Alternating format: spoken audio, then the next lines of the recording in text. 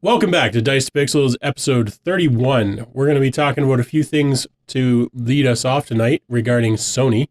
We've got some PS Plus stuff. We've got a rumor / news article that they've just very recently refuted. And we're probably going to shit on a few other things because it's Sony and we like bashing Sony. Yeah, it's a theme. It's a theme with us. So the first thing, the PS5 PS Plus collection.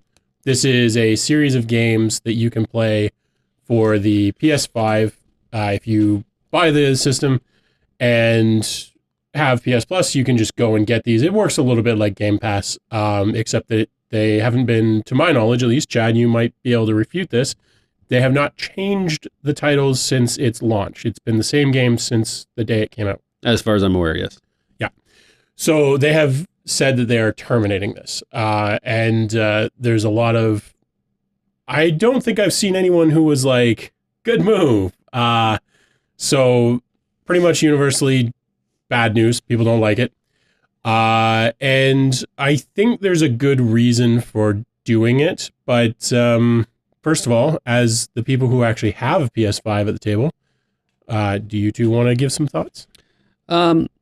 Yeah, I don't know. At first I was like, kind of, what the hell, Sony?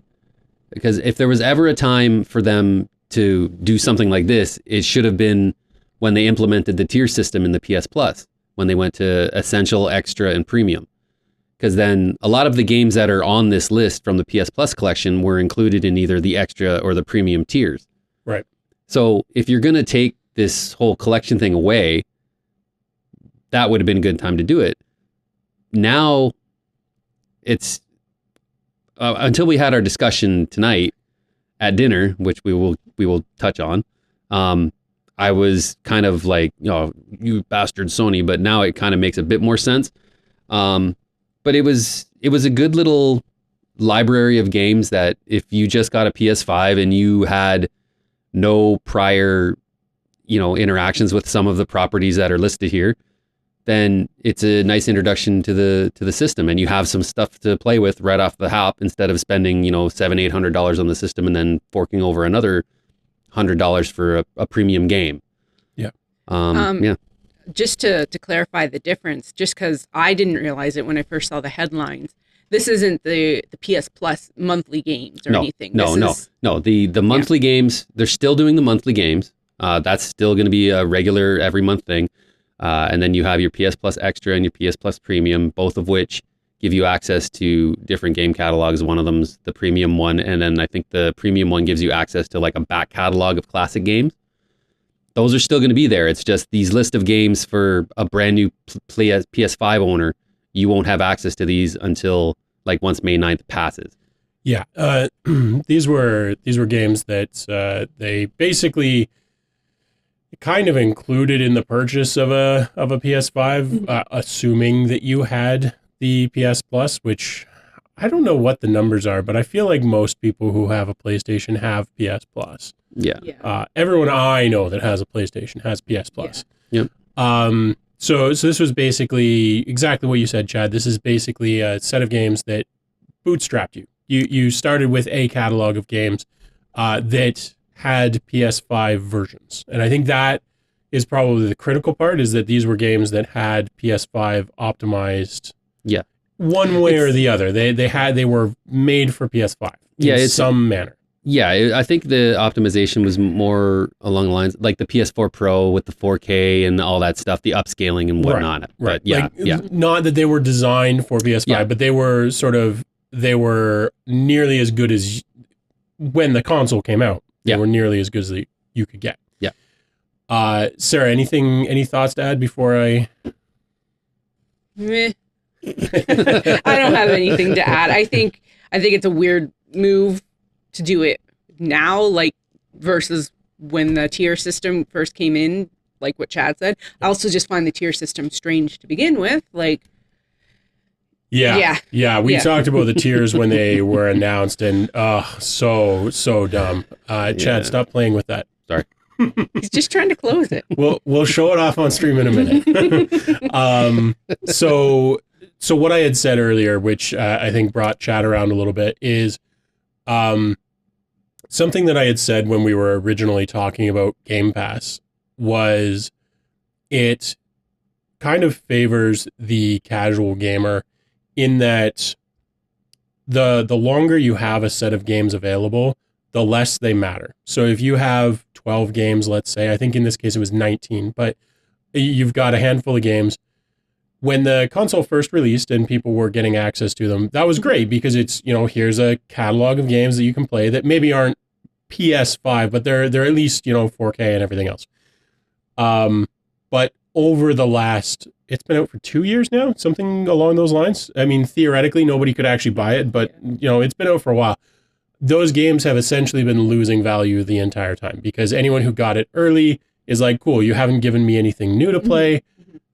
I don't care about this anymore. So I think at this point, and I agree the timing is super dumb, but at this point, I think they had two choices. Either commit to it and refresh those games, add new ones, whether they got rid of old ones or not, add new ones so that at least it was an ongoing value similar to Game Pass, or kill it.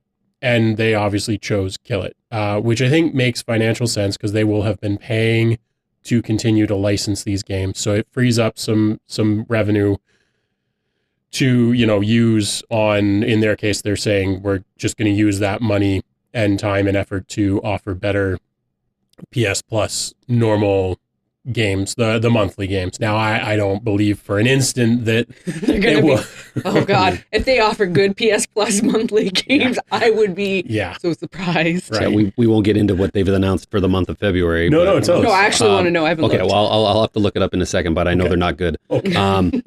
To your point about the games in the PS Plus collection, they've been largely the same since 2020. There were a couple titles that were added, which this article doesn't name, but Persona 5 used to be on this list, and it was removed late last year.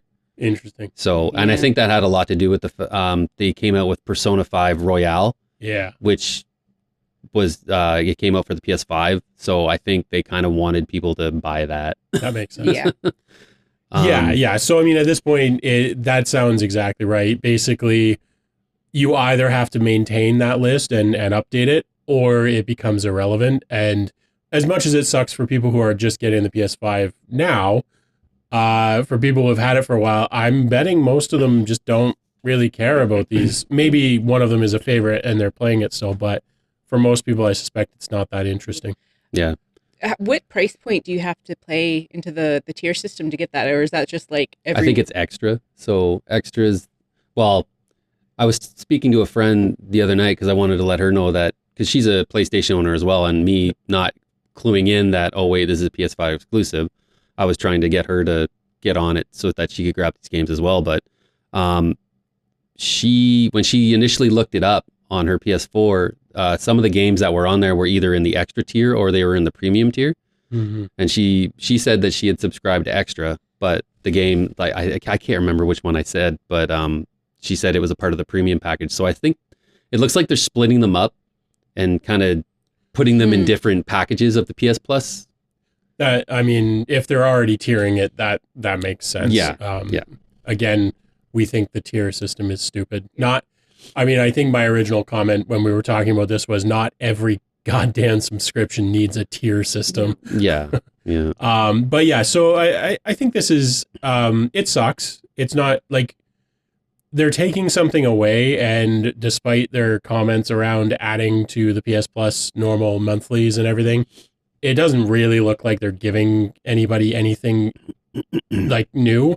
So they're basically just taking something away, which always sucks. Yeah. But from like looking at it from Sony's perspective, like this is just a series of games that are getting less and less relevant all the time, that are costing them money to license, that like it makes business sense. It doesn't stop it from sucking for the end user. Exactly. Yep. Yeah. Because I mean, and there's some good games on here. Like if you do have a PS5 at home, you should definitely go check that PS Plus collection and add all these games to your library, because you'll still be able to play them once this whole thing ends May 9th, as long as they're in your library. Yeah, that's worth being very explicit about. Yeah. They are removing them in a little while, but you can still go, if you have a PS5, you can go and get them right now, and you won't lose access. Yeah. They just have to be in your library. As long as you continue your PS Plus prescription? Yeah. Subscription. You can say it, you can tell which word I say more if, often. If you have a PS Plus prescription, then, good health to you. I mean, absolutely. Yeah. Hey, if you can get it written off with your doctor, like, more power to you. I mean, that'd be amazing. That'd be great. I bet you. I bet there are situations for like, I don't know, PTSD or something. Yeah, for mental health. wouldn't Yeah, be definitely shocked. Yeah. Interesting.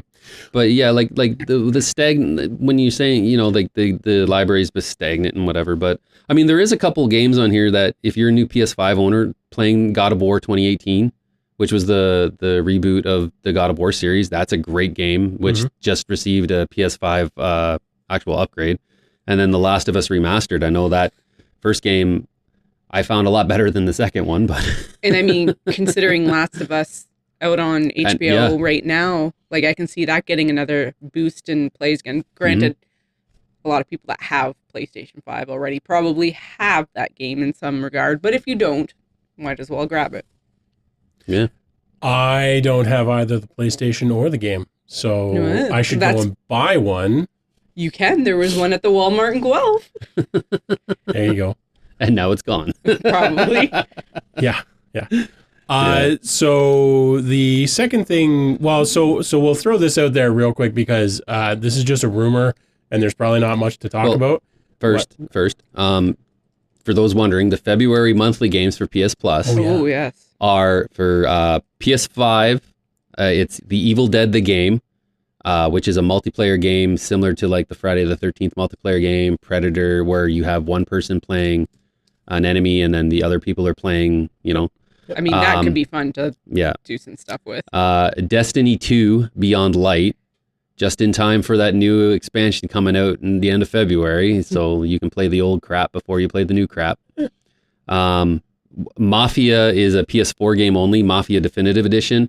So your typical mobster GTA game. I've heard mixed things about it. I would play that. I'll probably play it too. The only one I'm interested in, Ollie Ollie World, which is like a 2D and you're skateboarding. Think like Excite Bike, but with skateboards. So that's that game only came out like a year or a year and a half ago. Yep. Yeah. It's not that old. I gotta say that doesn't. I've subscribed to PS Plus for a long time. That actually sounds like one of the better months. That's the best month I've heard in a long time. Well, I guess because I'm a Destiny 2 player or was, and that just spoiled the batch for you. Yeah, and I'm like the Evil Dead. I've never been interested in. I think that well, in terms of the licensing itself, but like the gameplay style, I think like if we got the four of us, like with Danielle, and got us all playing that together, that could be a good time. Groovy. Yeah. I'm just used to not wanting any of the PS Plus monthly games, so I mean, very true. So rumors of a PS5 Pro with liquid cooling. I've seen various people telling various tales about this. It does sound like they're probably going to do some sort of a refresh. It's not clear whether they're actually going to do a Pro version or whether they're going to do a slim version. It's also not clear to me that I think there's at least a chance that people are getting confused between liquid cooling and liquid metal. So liquid metal is a new substance that people have been using on heat sinks in replacement for the normal thermal paste that you used to put on, which is basically like, I don't know, copper or aluminum in a suspension. Then the new one is liquid metal, which essentially, you know what, I'm not even going to try with the chemistry because I'll get it wrong. But anyways, it's a really good thermal conductor that seals very, very nicely. And the PS5 uses that. And there was talk early on about the liquid metal potentially leaking out if it wasn't seated correctly. I'm wondering if there's like a bit of telephone going on and liquid cooling, somebody just didn't understand and got that totally wrong. So I would take that particular bit with a huge grain of salt. I can pretty much guarantee they're going to do a revision of the hardware because they always do. things get cheaper, they do a revision so that it's, they do a slim or whatever that's cheaper to produce. They previously, Chad, you were saying that they previously said they were focusing on the PS6. Yeah. Like I read it.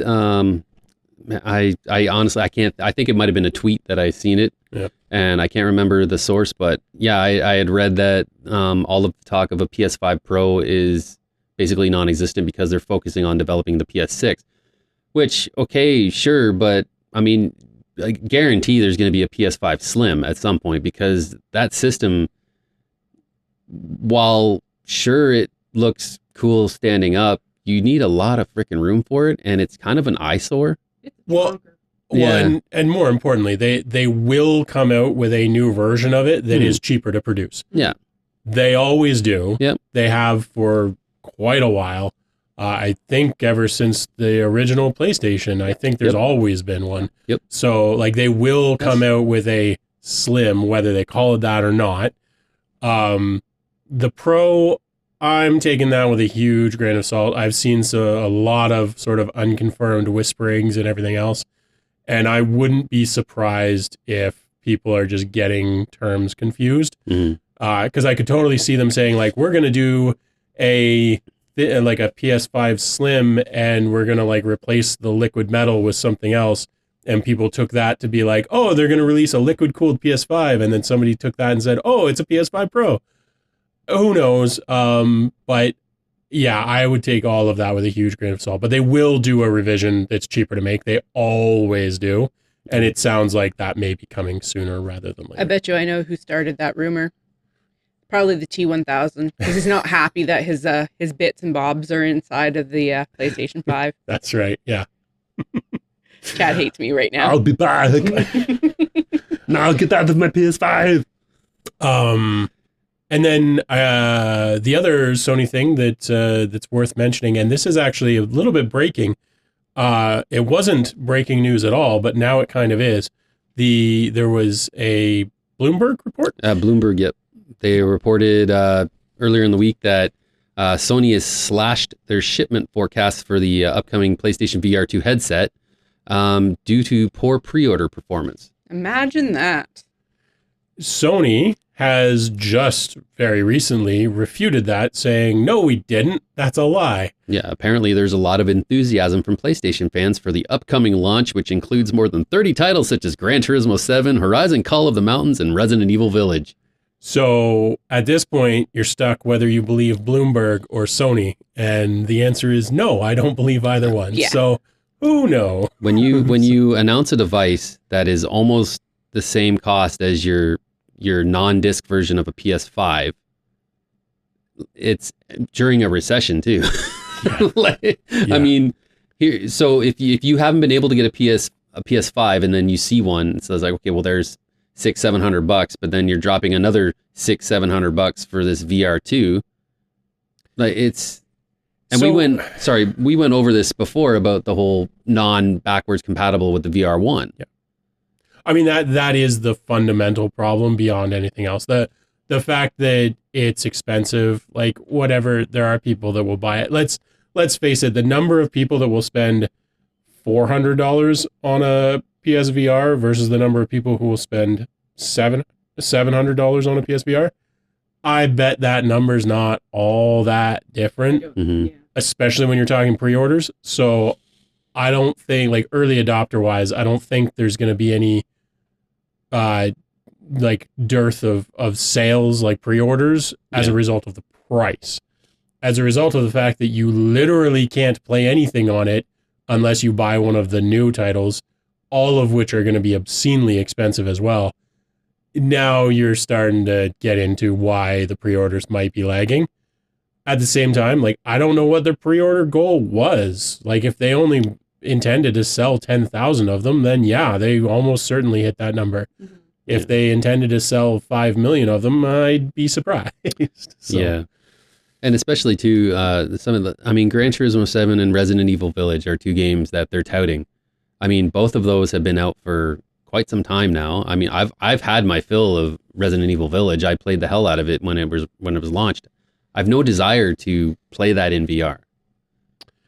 Well, that's fair, but I don't think you have a desire to play anything in VR, so I don't think not that really. matters. No. Yeah.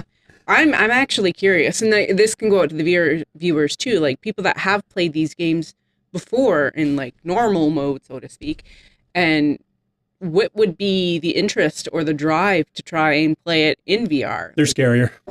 That's why Alien Okay, Isolation yep. VR did well. Oh, yeah, I forgot that was a thing. Yeah. Okay, that makes sense, but like, Yeah, I mean, I don't go in for VR. We talked about this in a previous episode when we were talking about VR in general. For the most part, there are a couple of games that are great in VR. Well, more than a couple, but anytime movement is involved, VR games pretty much universally suck, in my opinion. And things like Resident Evil, like that's just, I would rage quit that within 10 minutes because it requires you to move around, and VR sucks for moving around. Beat Saber, great. Don't keep talking, nobody explodes, great. There's a handful of other games that all work really well. mm-hmm. Racing sims apparently work very well. I could see in that because VR. your body isn't moving; you're in the vehicle. Yeah. Now, I do think that some people get like car sick effectively, but for people who don't, they're apparently great. But like first person shooter styles, which is essentially what Resident Evil is, like, no, I don't know anyone who enjoys those in VR. I'm not saying they don't exist, but I don't know any of them. So I think their game list isn't very compelling. I think that the product isn't that compelling, and I think that the price point is high enough that it's going to drive people away in the long term. Mm-hmm. I'm not convinced that affects pre-sales though, because early adopters, look at the PS5 when it first came out. Like the price was high and people flocked to it. Like, Yeah. And then there are lots of people that will pay it. Yeah, Sure, Yeah, sure. people that are fans of the product and are willing to spend that money on it. Yeah.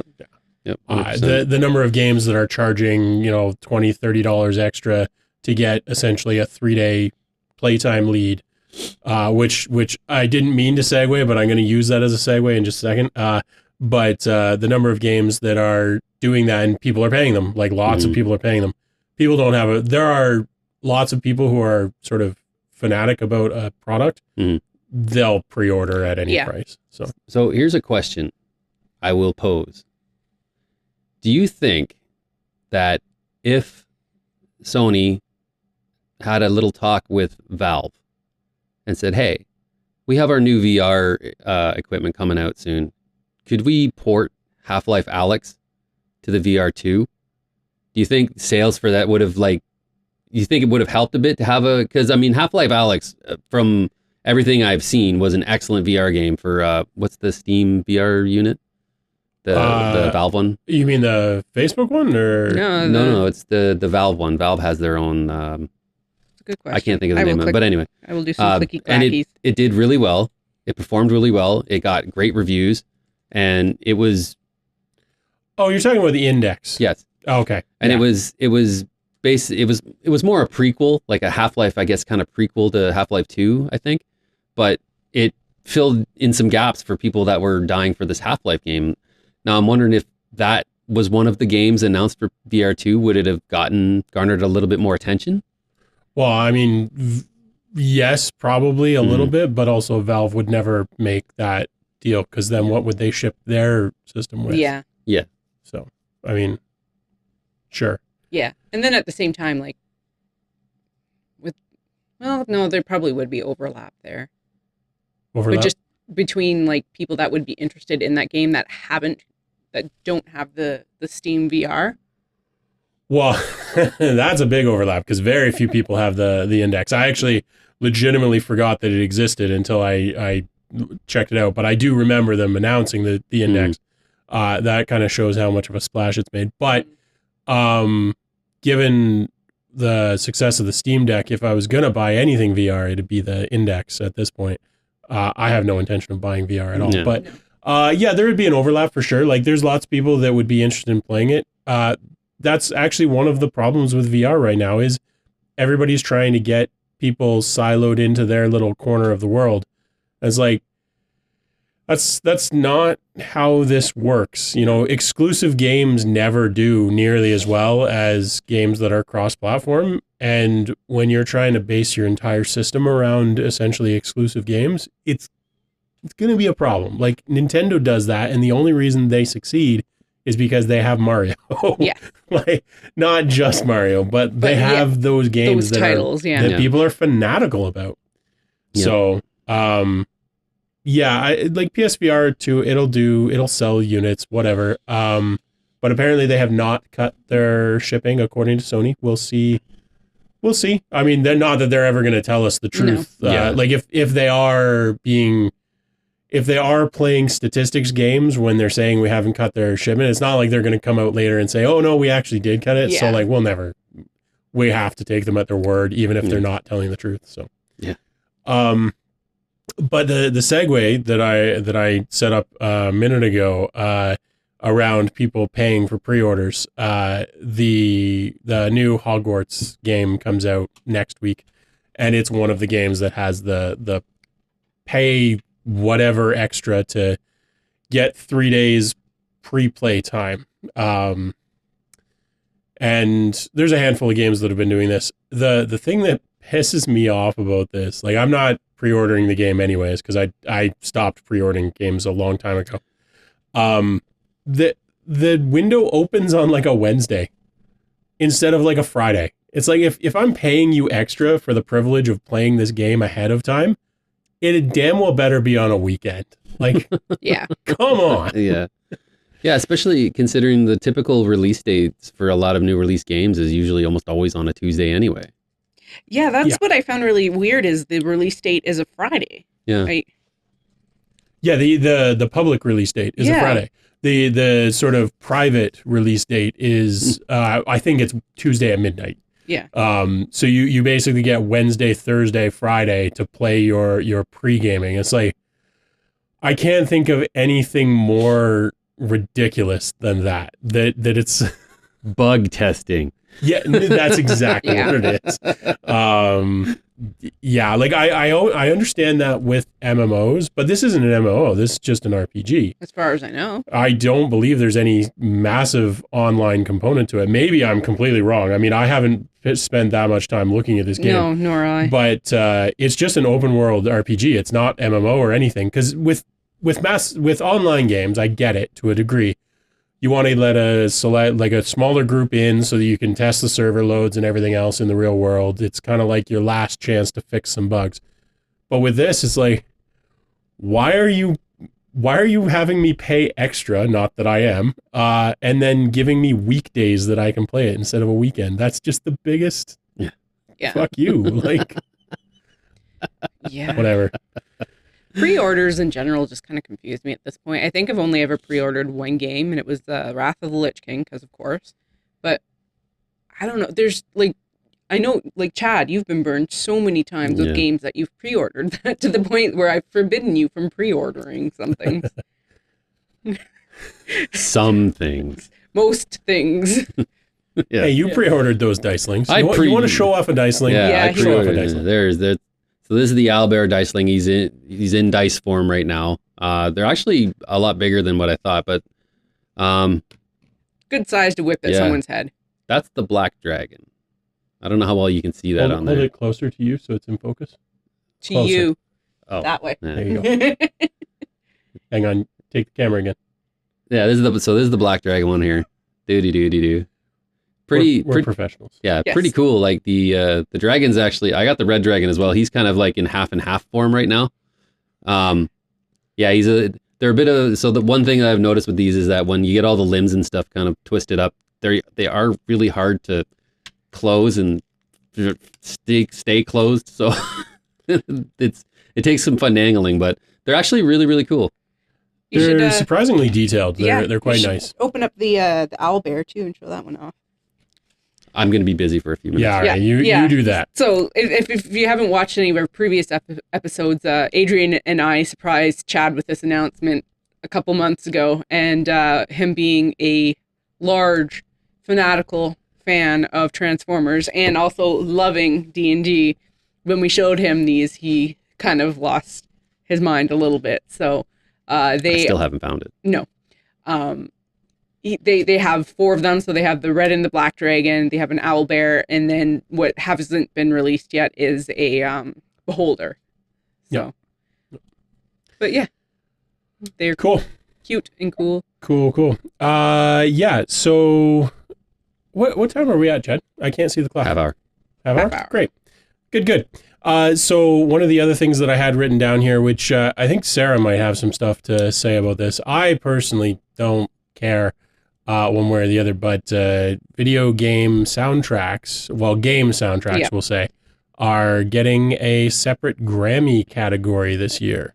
I mean, in terms of the Grammy categories, whatever, it's award shows are a thing. Yeah. I could take them or leave them. I love game soundtracks too. I use a lot of. Oh, there it is. Show it off. There's the owl bear. There's the owl bear. The owl bear. Yeah, little chunk, big ass paws on her. Yeah. There you go. Okay. Yeah. But no, I like video game soundtracks. I mean, they've come an incredibly long way. They're like equivalent or better than a lot of movie soundtracks at this point. And I use a lot of them for just like reading or if I need to tune out other noises. So I think that's kind of cool that they're going to be recognized outside of game awards. But yeah. I can't even remember. Did the Game Awards have a Best Soundtrack award? I can't remember. I feel like they I don't might think have. so.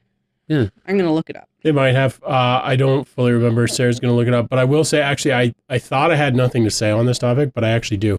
So longer term listeners know that I'm somewhat indifferent about soundtracks.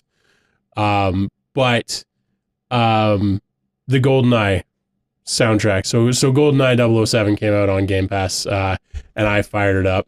And as soon as that music started, I was like, oh, God, game soundtracks have come a long way. Yep. It is so bad. It's just the bit rate of it and everything is just, I had to turn the volume off. I just muted the TV. I was like, nope, can't do this. Oh my God, it was bad. And yes, there is one. Okay. I thought there was. Yeah, God of War Ragnarok. one. Okay, because Metal Hellsinger was a nominee for that, and that was my pick. To win Yeah. it, so. Yeah. Yeah. Yeah. Yeah. I mean, I guess congratulations. I guess. I mean, Well, Do nobody's movie won yet. soundtracks? I wonder if movie soundtracks are in the Grammys. I gotta look this one up now. I feel like they've been for a long time. I could be wrong, but I think that there's like cinematic composition or something along those lines. Yeah, I Okay, could be yeah. wrong. I don't pay attention to the Grammys. it's so the who Grammys. knows? I mean, who cares? Right. I know people do, but meh. Grammy. There's so many different artists and stuff that get over. Yeah, okay. So as of 2023, the award's full title is the Best Score Soundtrack. So they probably just had it as Best Soundtrack before. Best Score Soundtrack for visual media, including film and television. There you go. So, yeah, so it looks like there was one before. But Cool. All right. Cool. So I don't know. I think that's all of the topics that we had sort of laid out to talk about. Well, You got something? yeah, there was a nice little announcement earlier in the week that the big three, Sony, Microsoft, and Nintendo, Yeah. are saying, "No, we're not going to be at E3 this year." Yeah, as if anyone cares. No, Yeah. lots of people care. Yeah, it was a discussion that I had with some friends from my the gaming clan Forever Gaming that I'm in, and a lot of them were genuinely upset that they weren't going to be at E3 because it's one of those events that if you're a gamer, like you always looked forward to E3 because this is the time when you'll hear the big announcements, the new releases, surprises, and what have you. And I find that a lot of the luster and the magic of E3 died with social media and the internet. mm-hmm. Because I remember as a kid growing up, getting that magazine, that EGM or the Game Pro or whatever that had E3 coverage on it, and reading up on all these games and just like, oh man, they announced like, Castlevania 3 or something, and you see like the screenshots of the graphics and all this, and it just that was your like, like, oh man, here we go. And I feel that not really a lot of things that surprise you now. You know what I mean? Like you still have them, but it's not like, oh man, I didn't see that one coming. It's more like, well, yeah, okay. I actually don't. So, full disclosure, I haven't watched an E3 in a decade. To me, E3 has not been relevant since at least the Xbox was announced at GDC. I mean, E3 just to me has not held anything of interest in a very, very long time.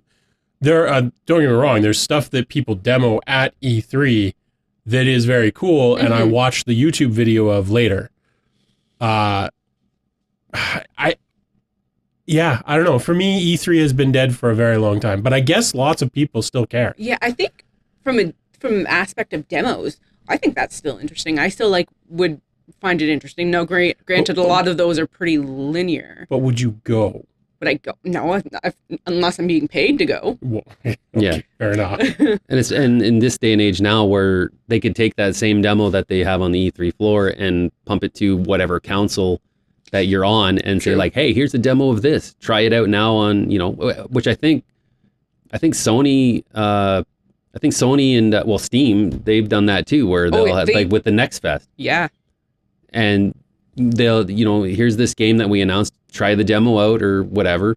Well, it's more than that, because it's not only they've already been doing all of this stuff outside of E3, because nobody waits a year to announce things anymore, right? Like that's insane. It's so easy with Twitter, and then with so many like Kotaku and Game Rant and everything out there that you can just make your announcement and just share it with the world so immediately.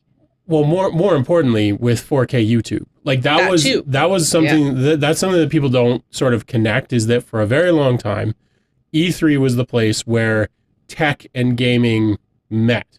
So Sony could go and show off their amazing new TV that was unlike anything you've got in your living room, and put a game demo on it to make you like, oh my God, this looks so good. Anyone who wants to has an OLED 4K display in their living room and can watch the demo in 4K, whatever amazing bit rate and everything else on YouTube. You don't need E3 anymore. You haven't for a very long time. And I think that that's really key. And more importantly, now that you don't need it, if I'm Microsoft or Sony or Nintendo or whoever, I'll hold my own goddamn conference. And if I want to spend an hour demoing Forza 94, I'll spend an hour demoing Forza 94. Yep. Why would I, work myself into E3's schedule and get a splinter of the actual group that's attending when 90% of the population is just going to watch it online later anyways? Why would I not take control of that and do a live stream where I can get audience sentiment and everything else as I'm announcing it? They're watching it in super high def and everything else. I mean, if you don't have a 4K TV, you've probably got a 4K monitor. Yeah. If you've got a MacBook or any other recent laptop, you've got basically 4K. There's no reason for E3 to exist in my mind anymore. Maybe I'm missing something profound, but to me, it hasn't been relevant in a very long time. And even if you consider a lot of the indie titles that are coming out that are getting really popular through places like Steam, those are small companies that aren't necessarily going to be able to afford to get a place on any part of the floor at E3. So, and to that point, this was one of the arguments I made to my friends when the pandemic hit. A lot of like your big three, they ended up doing low cost, announcement videos, as opposed to, they found a way to do the E3 cheaper and without having to worry about like logistics of getting to Los Angeles and, all of the, you know what I mean? Like they found a way to do it cheaper without having to go to E3 to do it. They can just do it from the comfort of their own home per se. Yeah. I mean, I think obviously it's cheaper. Yeah. I don't think that enters into it for them, to be honest. Like the cost of E3 to these companies is completely irrelevant. But more importantly, I think they probably saw once and for all that E3 didn't get them anything. Like if anything, they probably did better doing their own conference. I certainly watched more stuff because it was like, cool, Sony is announcing their stuff today. And then like 3 weeks later, Microsoft is announcing. I don't have to like pick and choose what I might be interested in. And it's not so much of a flood of information all at once, too. Yeah, Yeah. absolutely. So, and the one thing out of all of this is that E3 might actually become relevant again. If they play this right, E3 can actually become useful again because they can become the indie showcase. Yeah. And then people would care. Mhm. Yeah. Yeah. Well, I mean, and you just look at Microsoft there had their developer direct the other week. Yep. And in that same day, they announced Hi-Fi Rush and said, hey, it's available now. And boom, it's on Game Pass. So like something like that is like, holy crap, like this is, perfect. They talked about 4 titles and off they went. Yeah. I also think the Game Awards have stolen a lot of E3's thunder. Mm-hmm. Because we all watched the Game Awards that just passed, and Jeff Keighley has his kind of finger in the industry, and they had a lot of announcements and debut trailers that Yeah. So- like I got more excited about those. that's the kind of thing that you used to see at an E3, and I think the Game Awards has kind of taken that from them. Well, I think it just comes down to there are more avenues for that stuff. Like you don't have to wait a year to announce your product. Yeah. You do it when you want to, and sure, yeah, put it in the award shows, or just throw it up on YouTube on a random Tuesday, like whatever works for you. Mhm. It's just I don't think the Game Awards like stole it from E3 in that like. There'll be that stuff announced. There would have been that stuff announced at E3 as well because there's enough to go around. What it means is that you no longer take your top 3 things for the entire year and show them at E3. You show one of the top 20 things or 2 of the top 20 things at E3 and 2 at the awards and 2 at GDC and 2 on random Tuesdays, and like you spread it around because you can. You don't have to wait so goddamn long to announce these things. Yeah. And again, I think that comes down to back in the day, I remember very vividly in the early days when HD TVs were still sparse, and especially before 4K and everything else, they relied on tech journalists and gaming journalists to go to these conferences and come back and tell their readers and their viewers and whatever, oh my God, this blew my mind because I got to play it and it looked so good. And like 50% of that was just the TV. Mhm. It wasn't even the game. It was just the TV with the lighting, the sound system. They made those experiences amazing. And they're still great. If you go to one of these, if you've had the privilege of going to an E3 or anything like it, you sit down in their setup or stand in their setup or whatever, and like they've got the amazing sound system and everything else. At least the big ones do. And it's a step up. Yeah. The difference is that these days it's a step up, whereas before it was like a quantum fucking leap. Mhm. You just don't need it anymore. It's better now, but it's not that much better. So I don't know. Like I said, I haven't considered any of those things particularly interesting in quite a while, and I don't think I'm alone. I think it kind of started losing its traction too when it went from being a trade show to like a more public event. Yeah, maybe. I don't know. Maybe. I think I think it peaked at that point. It peaked, and then it's just kind of like I agree with what you're saying. Like in a connected world, an E3 there's no point. Yeah. When anybody can what you said exactly with you if you've got a 4K TV, you can get basically the same experience on your couch.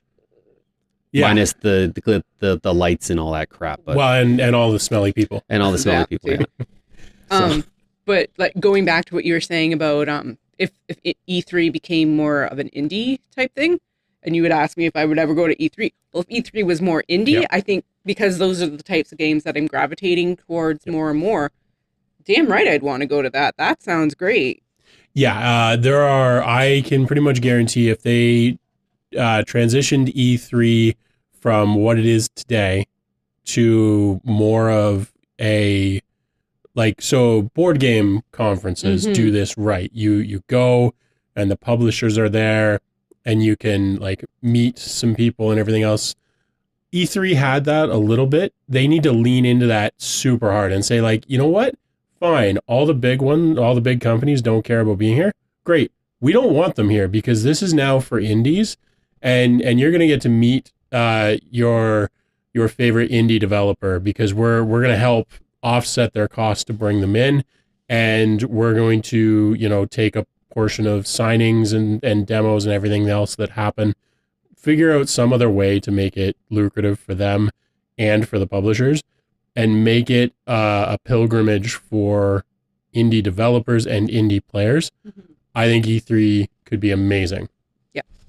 But that is, I mean, E3 started as the electronics exhibition. It was never a game conference. So, I mean, maybe that happens. Like, it was all about sort of entertainment and electronics. I mean, E3, right? The Electronic Entertainment Expo. Exactly. Like, it wasn't a game conference. It was about video and audio and all of the things.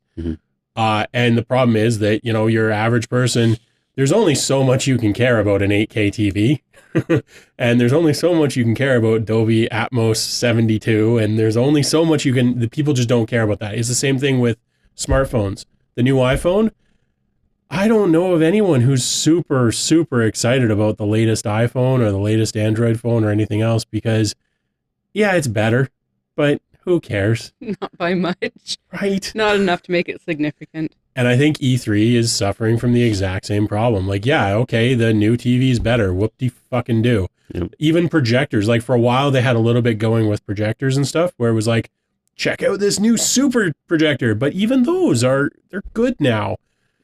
And most people don't care about them. Yeah. So, like, they can either rebrand as a gaming conference and try and recapture some of that magic, or I think their days are numbered. Yeah. Like, there's we are getting to the point where consumer technology for audio visual is so freaking good that it's incredibly hard to get people excited about upgrades. Yeah. I honestly, it wouldn't surprise me if within the next few months we heard that they just canceled E3 altogether. It wouldn't surprise me in the slightest. It would be nice if they either, what you said, just do a rebrand and go back to what they were doing before and make it about the electronics and all that stuff. But there's so many other conferences that do that anyway, right? Yeah. Or focus on the indie scene, because a lot of really good, unique experiences are found within the indie like atmosphere, because these are people that aren't afraid to take a risk and take a chance on a unique idea, and they don't have like corporate billionaires hovering over them, making sure that it's going to get them an extra, you know, some extra bucks. Well, you could almost think of it as like the craft show of, like, I don't mean this in a negative way at all. I am a voracious knitter. So it's like, it's like the craft show of the gaming industry, where it's the people, the independent, the small creators, that these are their passion projects and they just want to show them to people and get people interested in them. Like, I feel like something like that would just be so fantastic for them, because yeah. Well, and to be clear, that's essentially what the Game Developer Conference is supposed to be, the GDC. The trick is, though, that the indie scene is so large that, like, there's room for several conferences. E3 could cater to that market, and I guarantee there is enough indie players and developers that they could absolutely fill that slate. But it's a little bit of a jump from being E3 to being the indie gaming conference. So are they going to do that? No. I also don't think they're going anywhere. Like, I can guarantee, I almost guarantee that they're not canceling it this year, and they'll be back next year, and then we'll find things to show off. There's always new streaming tech that they can show off and everything else. But even that, you know, TwitchCon is a thing, and there's a bunch of other streaming conventions. Like, there are fewer general upgrades in the tech sphere, consumer tech sphere at least, and there are a lot more specific ones, and those specific ones are kind of getting picked up. Like, there's VR conferences, there's Twitch conferences, there's, you know, the only things left are like laptops and TVs and speakers and stuff, and people just don't effing care. No, it's like I don't know the tech behind everything, so I'm like, okay, the red is redder, I guess. Maybe I don't know. I can't tell. I mean, The sound is louder or crisper. Like, woo. I can tell you, as someone who does know a lot about the tech behind it, I don't care. Like the new MacBook Pros, phenomenal. Like they are truly staggering speaker setups in the new MacBook Pros. They are a significant step up from the old ones. But the old ones were pretty damn good. Like, yes, these are obviously better, but it's not like I like hated listening to the old ones. We're not going from like a Motorola Razr or Rocker or whatever it was. The old non-flip one is what I'm talking about. To, you know, an iPhone 14. We're going from an iPhone 14 to a 15. It's like, yeah, it's better, but who the fuck cares? If I need a new one, great. If I don't need a new one, I'm not upgrading. Yeah. Same thing for TVs, same thing for laptops, phones, everything. There's so little impetus to do it. It's because the market's just so flooded with the new all the time that nothing feels new or it doesn't feel groundbreaking at all. So yeah, we just don't see it. Refresh cycles are too fast. Yep, exactly. That's what I'm trying to get at. Yeah. Oh yeah, and going back to like talking about whether or not a PS5 Pro's in development, and then hearing that no, we're focused on a PS6. You just came out with the PS5. Come on, man. Right. You have like at least 10 years in this thing. Well, I see. That's what confuses me is I thought they had said earlier, and this is going fully on memory, so I could be totally wrong here, but I thought they had said earlier that the PS5 was meant to be a 10-year gaming system. Yeah. I remember at the beginning of them coming out, people saying like, there's nowhere to go after the PS5. Yeah, also it's that. just basically a PC after this. Yeah, a PC without replaceable parts. Yeah, pretty much. Yeah, I don't know. I think there's just less and less room for wowing people based on the hardware. Yeah. You got to wow them on the software, and everybody's seeing this. I mean, the latest Android and iOS. I keep going back to this just because everybody can relate to phones. You know, the latest stuff, they're still like tit for tat on like cameras and stuff, but nobody gives a damn. But things like the call screening on Android, like that's a feature software exclusively that actually has me considering switching over. It's got nothing to do with the hardware because the hardware is the same. Like it's not at all, but it's so close that nobody cares. Well, okay, some people care, but not very bloody many. But the software, you release a VR game for PSVR 2 that actually like kicks ass, I'll buy one tomorrow. But I mean, they're not. Yeah. None of the titles that they've released sound compelling to me.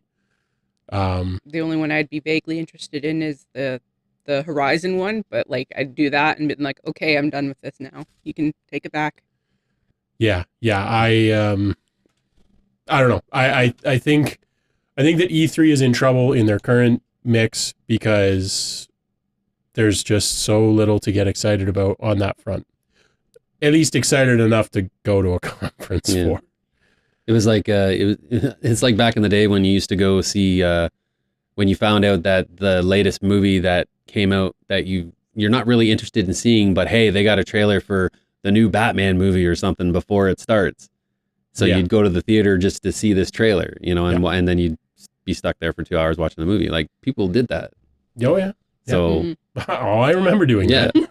But now it's, I mean, you can YouTube it. You can get anything on YouTube. So I mean, hell, the later Avengers movies, we left before the credits, before the after credits, because it's like, cool, we can get out of the theater before everybody else. I'll YouTube it when I get home. Like, who cares? It's already up. Yeah. Somebody bootlegged it.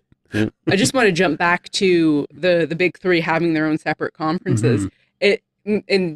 I can't remember exactly what the reaction has been to them having their own separate conferences, but it's funny because it's not a unique idea because Blizzard's been doing this for years. Long time. Yeah. I think Nintendo was the first to do it. Nintendo was the first to kind of say like, no, we're going to do our own thing. Yeah. And they've done basically the same thing for quite some time. Sony followed suit, and Xbox decided to do their own thing as well. So, I mean, it is what it is. Yeah. Whatever. It shouldn't be a surprise at this point that they're doing it. No, well, and I mean, Microsoft's done their own conferences for a very long time. They didn't necessarily devote that much to the gaming side of things during them, but they've definitely announced Xbox related stuff during the Microsoft conventions for years. It's just one of those things. Like, there was a reason that everybody did gaming stuff and video stuff at E3, because that's where the tech and the gaming met. Yep. The problem is that that's no longer an issue. You just don't, it doesn't matter anymore. And it would matter if, like, for a little while when people thought that they were going to get super excited about the 3D TV tech and everything else, which was just garbage. And when people thought that everybody was going to get excited about 8K, like, there was a brief moment where it was like, yeah, cool, we're getting, and then they realized that, you know what? It's really hard to make people care about pixels that you can maybe just barely make out and pixels that you definitely can't make out. Like, that's hard to get excited about. Yeah.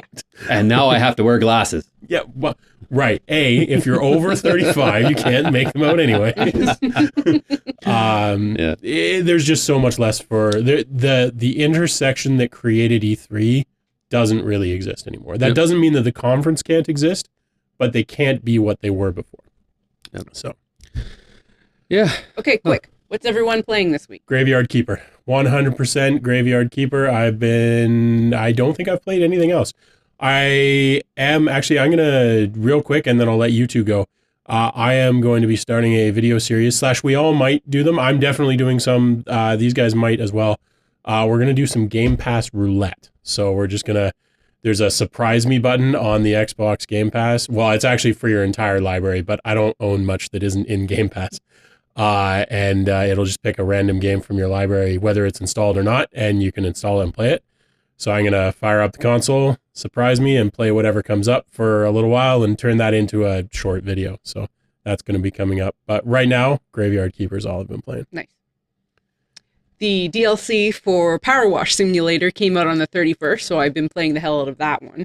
Lara Croft Tomb Raider themed, so that's been, yes. Great. Yep, it's good. It's good. And I've been playing with my Dicelings. Actually, I played and finished Hi-Fi Rush. I did beat it. And then I decided to purchase the entire Darksiders series on Xbox. And I just started playing the first Darksiders again, which is a nice, great little, it's very similar to a Zelda game. So, yeah, that's what I'm playing. That's cool. So, why don't you tell us in the comments what you're playing this week? What do you think of Sony's latest little shindigs and the E3 announcements? Let us know down in the comments. Like the video, and if you're not subscribed, please subscribe. We really appreciate all the support everybody's given us. And welcome to all our new subscribers. If you're still with us, if you subscribed in the last week and you're still with us, we love you. You welcome. Specifically, Jim. That might work for somebody. Who knows? It'll work. I think it will. If your name is Jim, let us know. Yeah, that's right. Well, we know one, so. Not you, Jim. The other not Jim. That Jim. Not that Jim. All right. He's not new. He's old. Before we get totally off the rails, as Chad said, thanks so much for watching. We'll catch you on the next one.